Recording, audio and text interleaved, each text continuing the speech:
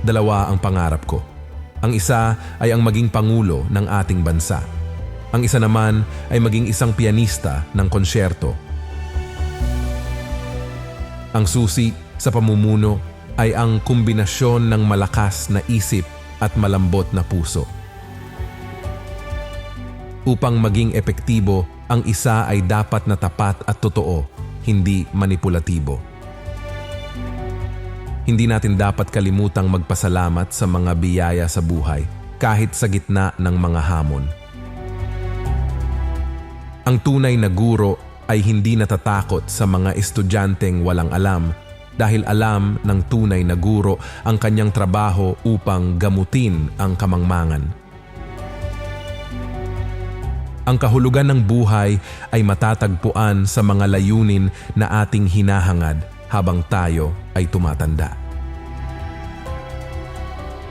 Kung nais mong gumawa ng isang pagbabago, hindi ka dapat maaaring matakot na humarap sa mga pagsubok.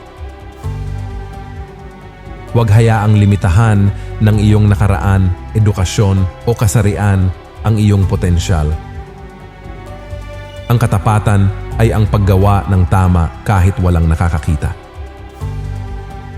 Magagawa lamang ang isang pagbabago kung tayo ay may sapat na katapangan na hamunin ang kasalukuyan. Ang kakayahan ng isang babae ay hindi nasusukat sa kanyang lakas, ngunit sa kanyang katatagan at determinasyon. Ang politika ay dapat tungkol sa paglilingkod sa bayan, hindi ang paglilingkod sa sarili. Ang katapangan ay hindi ang kawalan ng takot, kundi ang kakayahang magtagumpay. Ang ating tunay na lakas at layunin ay matatagpuan sa pamamagitan ng pagharap sa mga paghihirap. Ang paghahangad ng katarungan ay isang panghabambuhay na pangako. Kapag naniwala ka sa iyong sarili, walang sino man ang makakapagpabagsak sa iyo. Nangyayari ang mga himala kung mayroon kang lakas ng loob na paniwalaan ang mga ito. Ang pinakamagandang paghihiganti ay ang pagpapakita ng pagpapaubaya sa buhay at pagiging masaya.